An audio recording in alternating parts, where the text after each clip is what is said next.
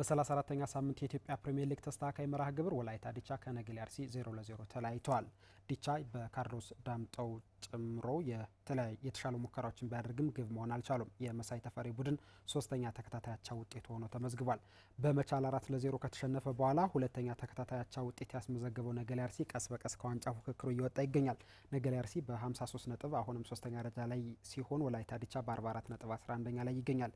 የኢትዮጵያ ፕሪሚየር ሊግ በመደበኛ መርሃ ግብሩ ከ10 ቀናት በኋላ በ35ኛ ሳምንት መርሃ ግብሩ ይመለሳል።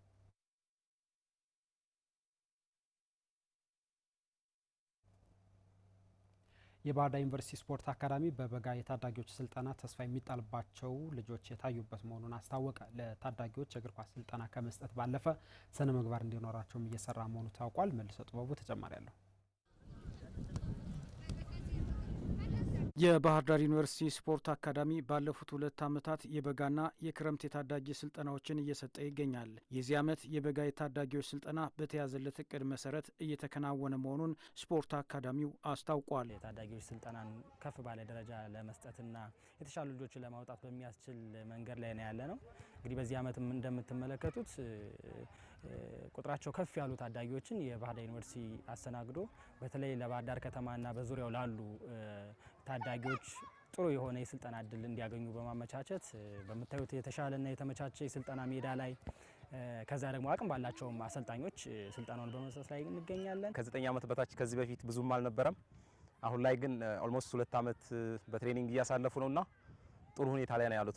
ከቤተሰብም ጋር እንዲሁ እየተነጋገርን ማስተካከል ያለብን እያስተካከልን እስካሁን ቆይተናል እና ብዙዎቹ በባህሪም በትምህርታቸውም እያስተካከሉ እዚህም ላይ በትሬኒንግ ጥሩ ደረጃ ላይ እየደረሱ ያሉ ልጆች አሉ። አካዳሚው እንዳለው በስልጠናው ላይ ተስፋ ያላቸው ታዳጊዎች እየታዩበት ይገኛል። ተስፋ የምንሰንቅባቸውን ታዳጊዎችን ለማየት ችለናል ማለት እችላለሁ። በሁሉም የእድሜ ምድቦችና በሁለቱም ጾታ ታዳጊዎች በቂ የስልጠና እድል የሚያገኙበት ስፍራዎች ባለመኖራቸው ከፍ ያለ ቁጥር ያለ ታዳጊዎችን አስተናግደን በዚህ መሀል እንግዲህ ከነውስነቶቹም ከጫናውም ጋር ሆኖ በጥሩ ሂደት እየሄደ ነው ማለት እንችላለን። ከልጅነታቸው መሰረታዊ የሆኑ ቴክኒክ፣ ታክቲክ ብቃታቸውን አዳብረው ለሀገር ወክለው ሊጫወቱ የሚችሉ ልጆችን ማፍራት ላይ ነው ትልቁ ዓላማችን። ከዛ አንጻር ስናየው ልጆች የሚሰጣቸውን ማንኛውም ቴክኒካልና ታክቲካል የሆኑ ነገሮችን በመተግበር ደረጃ ከጊዜ ወደ ጊዜ እያሻሻሉና በጣም ተስፋ የሚሰጥ ነገር እያየንባቸው ነው።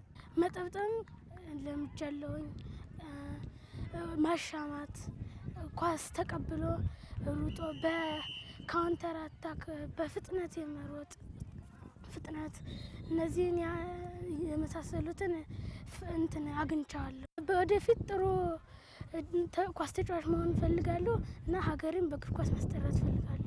ለታዳጊ ሰልጣኞች የእግር ኳስ ስልጠናዎችን ከመስጠት ባለፈ በስነ ምግባርና በትምህርታቸውም የተሻሉ እንዲሆኑ ክትትል ይደረጋል። ህጻናት ናቸው። በትምህርታቸውም በተመሳሳይ መሄድ መቻል አለባቸውና በሁለቱም የተሳለ ቢላ ሆነው እንዲወጡ እንፈልጋለን። ስለዚህ በትምህርት ገበታቸውም ውጤታማ እንዲሆኑ ሁሉም ህጻናት በየሴሚስተሩ እያንዳንዱ የፈተናው ውጤታቸውን ይዘው እንዲመጡ በማድረግ በአሰልጣኞች በመገምገም የልጆቹ የትምህርት ውጤታቸው መሻሻል ማይታይ ከሆነ ከልጆችና ከወላጆች ጋር እየተመካከርን ልጆቹ በትምህርት ገበታቸው ውጤታማ እንዲሆኑ ስራዎችን እየሰራ እንገኛለን። ከቤተሰብም ጋር እንዲሁ እየተነጋገርን ማስተካከል ያለብን እያስተካከልን እስካሁን ቆይተናል እና ብዙዎቹ በባህሪም በትምህርታቸውም እያስተካከሉ እዚህም ላይ በትሬኒንግ ጥሩ ደረጃ ላይ እየደረሱ ያሉ ልጆች አሉ። ወደ ውጭ ዘገባዎቻችን እናልፋለን። ሊቨርፑል አሰልጣኝ አንዶኒ ኢራዮላ